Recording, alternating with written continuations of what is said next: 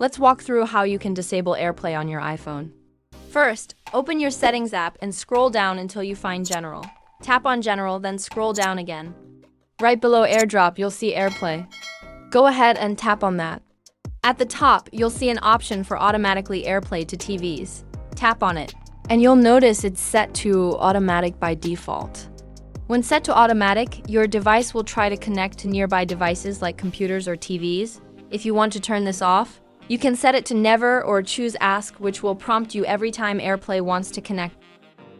Next, let's swipe down from the top right corner of the screen to open the control center. You'll see the screen mirroring button. Tap on it, and if you're connected to a device like a MacBook, it will show up here. To disconnect, just tap on the name of the device. If you don't see the screen mirroring option in your control center, you can add it by holding down the control center icons at the bottom.